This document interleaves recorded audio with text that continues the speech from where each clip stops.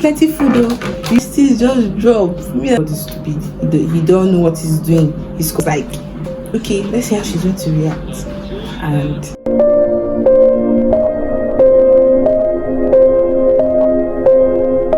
hi guys. Okay, hi guys. Good morning, good afternoon, good evening. I don't know the time you're listening to this. This is my first YouTube video, or this is the first video I'm uploading, and I'm going to be answering a lot of questions. First off, my name is Godwin, but I'm using Yolin. Don't ask me how I got that name. I have a lot of questions and people have been curious to know so many things. The first one that I'm going to answer is the one that people have been asking me every time, all the time. They're always asking me that question. And the question is, what is my biggest fear and how do I manage it? I think I faced one of my biggest fears. Yes. When I was much younger, when I was in secondary school, I used to tell God that, oh God, anytime I'm praying, I'll be like, God, please, I don't want my father to die, I don't want my mom to die, I don't want my siblings, none of my family members to die. I think that was even the only prayer request I had. I'm like, God, it's okay for them to fall sick, but let them not die. It's not even okay for them to fall sick, but I was like, okay, if anything is not happening to them at all. But I destroyed that prayer in my name of Jesus. Nothing just happened to anybody. But did anybody die? Yes. So 2020 was when I lost my dad, and how I managed it, the story of how he died is a story for another day. But how I managed it, I don't know. It was a very, very bad coping mechanism, and I coped, but it was, is it at the detriment of it, to the detriment? It affected every part of my life, other aspect of my life. I'll be talking about all of them now. The very day I came home to like know that my dad is dead and those kind of things, I cried though. And next thing that came out of my mouth is, so which of his properties am I going to inherit? It's not because I was not pained, but it was a way of distracting everybody from the fact that, oh, you're not going to see this man again. And like, so that did not even leave any property for us, and all those kind of things. I coped for that moment. I was happy for that moment, and everybody was now telling me, don't cry. If you cry, your mommy, how your mommy feel, how your siblings feel. So they made me feel like it's not okay to cry, so don't cry, because if you cry, every other person will cry. You're now your mother's husband, you're now your sibling's father, those kind of things. It was not like, it's not only my father that died, it's not only their father that died. And I'm just here to tell you that it's okay to cry. Yes, it's okay to cry. I know those people that come and be telling somebody, the Lord takes, and the Lord gives and takes. God doesn't take what he gives somebody. We are on earth, and bad things usually happen to you because you're on earth. It's not because God is taking it from you. The Bible also says that woe to the earth because the devil is, Satan, Lucifer is on earth. Meaning bad things will happen to us. In as much as God is in control of everything, but we are on earth. So bad things are going to happen to us. So I always advise people that go to talk to people who lost their loved ones that, okay, so don't tell this person God gives and takes, because you're making God look like a bad person. So those things that happen to us is because there are temptations. We are on earth, like I said earlier. And my father's dead. Before he died, he used to tell me, anything you're asking God for, asking for strength. And I'm like, why am I asking God for strength? What am I using strength to do? I'm not fighting anybody. I'm not. But then it was obvious that I needed that strength for the future, for whenever he was not going to be there. My dad was I was very, very close to my father, and you know, so that was my biggest fear, and I was facing my biggest fear. I did not know what to do at that point. It was like me, like, okay, let's see how she's going to react. And I didn't cry in front of anybody because everybody told me it's not okay to cry. Don't cry.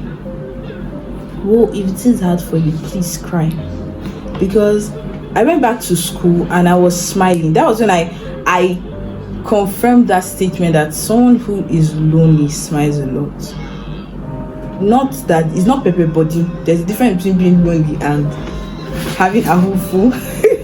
It's not pepper body. Because someone who is lonely smiles a lot. And I went back to school. Everybody's looking at me. Is she going to be sad? Never looking at my face and maybe she's going to cry or something. I had breakdowns, but because I was told not to cry in front of anybody, I would go to the hostel and then I would cry to sleep. It happened and it happened. So I wasn't talking to anybody. Nobody was there for like talk to all the time. Although I had family members that were quite close, but before I started opening my mouth to say something to them, it was that's because I saw that this situation is getting out of hand. I cannot handle it on my own and by myself. So I had to look for a way to handle this particular situation. And that's why I tell people, if you have who to talk to, please talk to. If the tears, cry. It's okay to cry. There's this song that says tears are a language God understands. I mean, tears is a language that God understands. Yes, God understands tears because there are times when we cannot say anything to God. We cannot express how we're feeling. And we just have to cry. But He understands because He feels our pain, He feels our joy, He feels our happiness, He feels our sadness, He feels our anger. So sometimes it's okay to cry. Yes. But at that situation, at that period, during that season, it was not okay for me to cry. I couldn't tell everybody, but it was okay for my siblings to cry. And every time I'm looking at their face, to see whether they will cry or when they will start crying. And I think my siblings are one of the strongest people alive, and my mom. So that was it. Now, how is that coping mechanism of not talking to anybody but going to cry and affecting all that? I felt sick, and people did not know because of my sickness, because they're asking my classmates, does she cry? And they're saying no. And me said, I'll not tell you yes, I cry, because everybody, literally all my everybody that was coming to the house to come and console, they were all saying, don't cry. I was very sick with swollen eyes, and they're not able to know the cause of the sickness. Yes. And I also had exams that time. I had my WAEC, NECO, mock, my JAM to write. I don't know how I wrote those exams, but I passed. Yeah, just that I passed. I was always smiling, and everybody thought that, she's okay with it. And one woman just came and was telling me, it's because you're not feeling his death yet. That's why you're not crying. That was somebody opened the person's mouth to say to me. And I was like, I didn't say anything to the lady. Yes. I stopped praying. If anything carried me to church, I would sit down there. I was not praying in church. I was not singing. I was not opening my Bible or anything. I would just go to church and sit down there. And that's because my twin brother always tell me, come to church. I just come to church. And I'll go to Boba church. I'll just go there and sit down. Everybody's singing, I'm not singing. Everybody's doing their thing, I'm not doing anything. Because I was like, why you people even worship themselves? Somebody that you pray to and the person is not answering you. So I was not praying. I was not talking to anybody. I was not talking to God for any reason. Do you understand? At a point, things became very so overwhelming because my mom fell ill. She was having mental problems. She was having mental problems. We had to take her to psychiatry. It was that bad, and That period, I'm like, okay, if I happen to my mother, me I follow her too, because only me cannot capture for my siblings and all that. But even in that her bad mental state, which one day we'll talk about that one more, she always taught me how to pray. She would always tell me, hey, just kneel down, get on your knees and pray.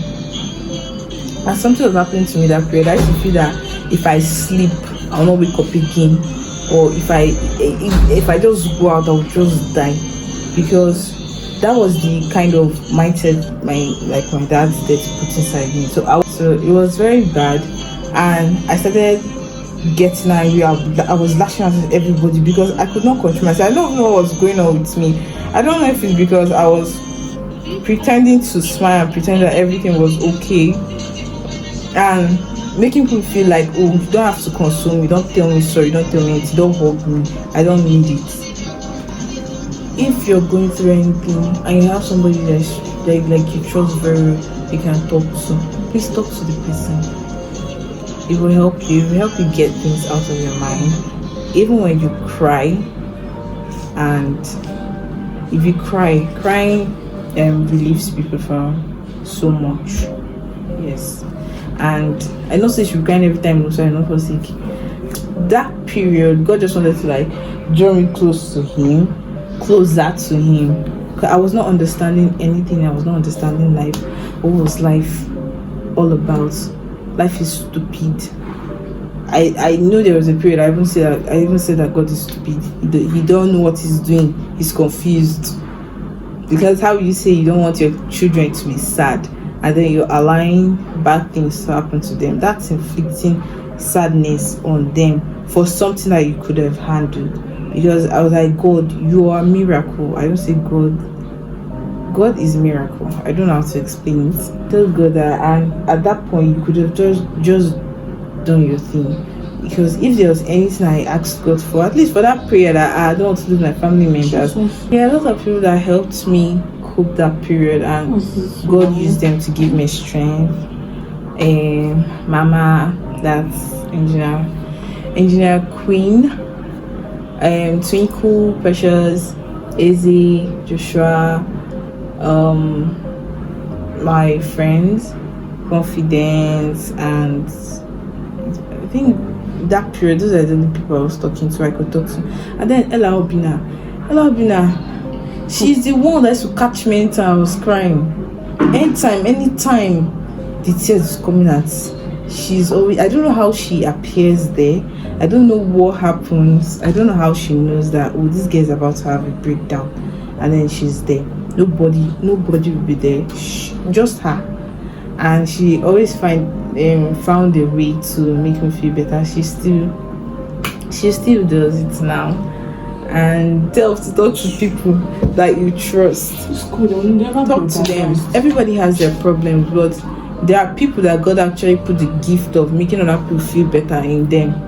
Yes, they know how to do it very well. So if you have this kind of people around you, please talk to them. That's the first thing.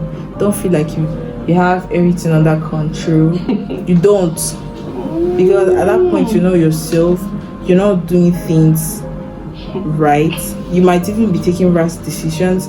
I'll also talk about those decisions later too that I made that would have marred my life, but marred me. First step is talking to people that you know, people that are close. Don't go and talk to people fashion against you. Talk to people that you know, people that can pray for you. At that point I didn't trust God, but I could talk to people. Yes. So talk to the people that you know. Anybody that come and tell you pray to God and all those things. Yes, prayer is very important, but at that point I don't think you like even want to talk. It's just like your friend that if you did something bad to you, you don't want to talk to the person. That's the same thing with God. You be like, God, for it to allow this to happen now, how do I know that you love me now? And all those kind of things. It's very, very important for you to like pray to Him, but it's more important to know that at that point you're not in your right senses. And instead of you to say something that's going to make God angry, talk to somebody that is close to you. that you're sure of, that you trust. Talk to the person. So after that was the first step in, should I say, my healing journey. And that was like a year or months after my dad's death. Then I started going to church. Then I started singing. Mind you, I deleted every record of my dad's voice when he was singing from my phone. And then now I need them and I'm not seeing them. I just deleted them because I didn't want to hear his voice when I was not seeing him. It was very crazy. Like, the thing I did was start going to church. I went to church just to listen to Izzy play the piano. Yes, that was the only reason I was going to church. So from there, it was a very, very, very, very slow journey. From there, I started singing in church.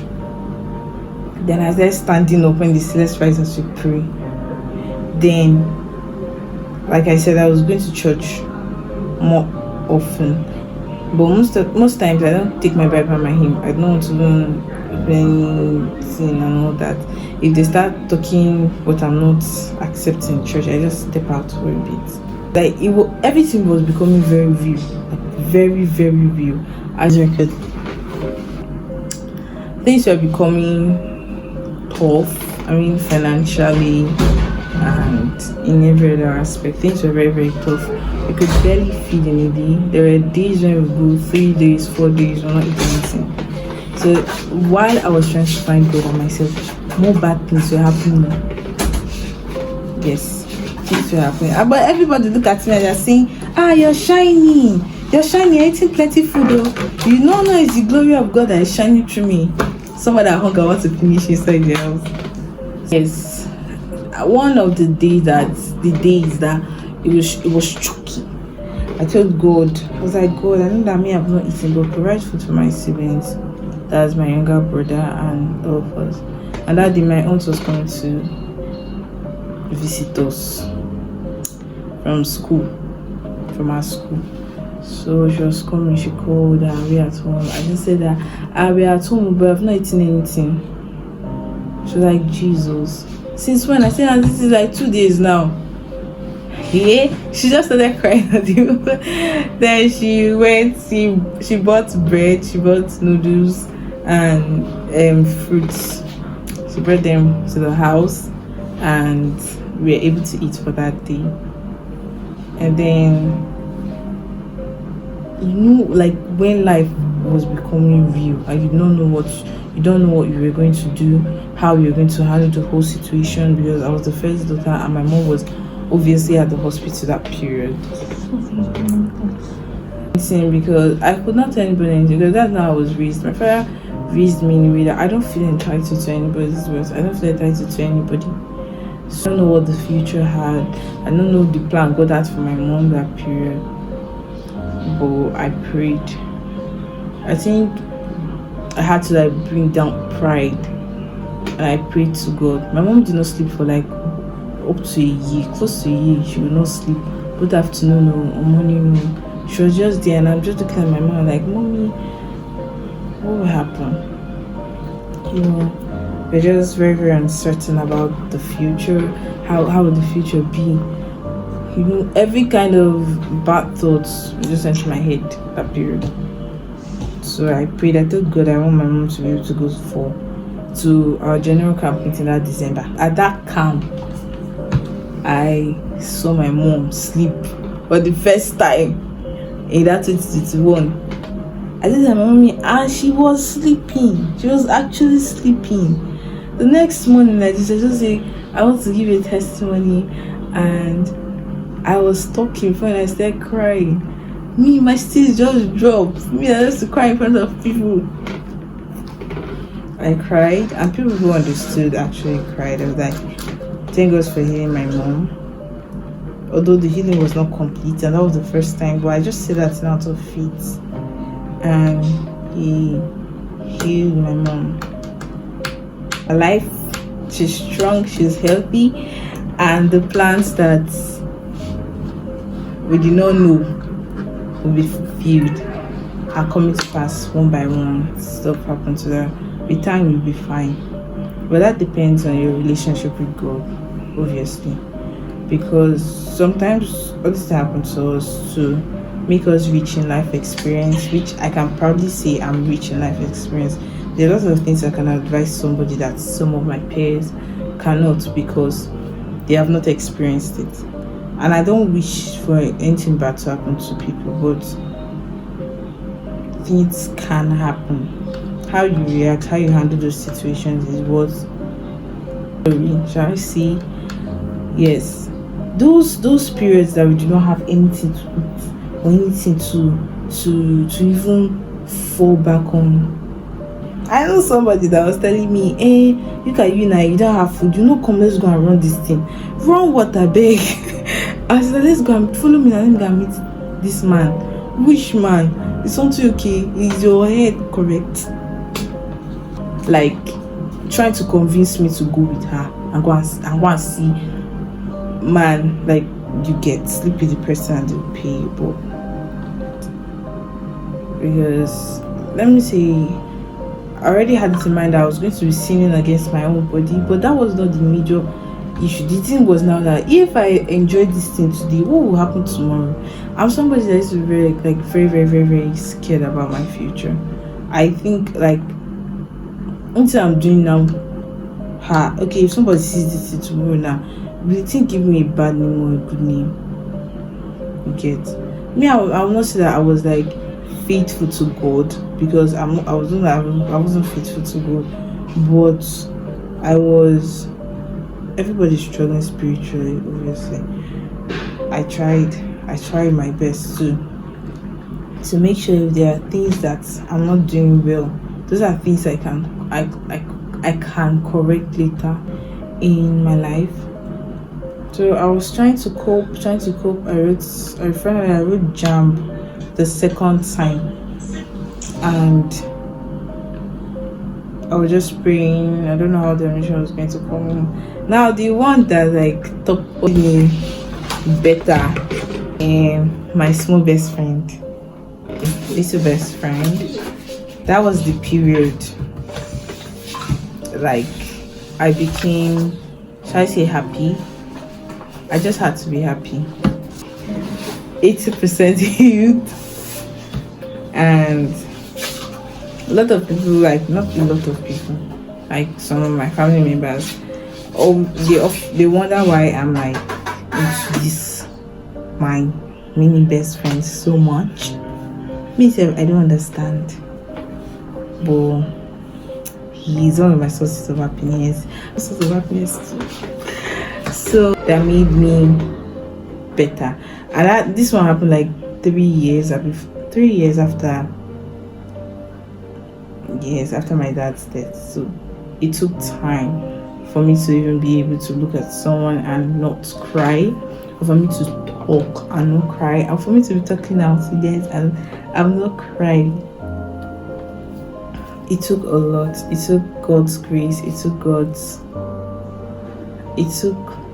talking to people. It took struggling to get close to God. It took so many things. It took fasting. It took loving and appreciating the little or the listening ears my family, the people that helped me, gave me. I was very, very appreciative of them, and till today, they're like, I call them the real love of my life, because they were always there. They helped me through when I was finding difficult in school. I always had someone to call and rant and talk about so many stuff. So if you're trying to bring that person this person lost a loved one, you're trying to bring the person back to God, or you're trying to make the person to become strong, please be mindful of what you say, because those things that you say can either destroy the strength the person has been able to gather for some time, or I don't know.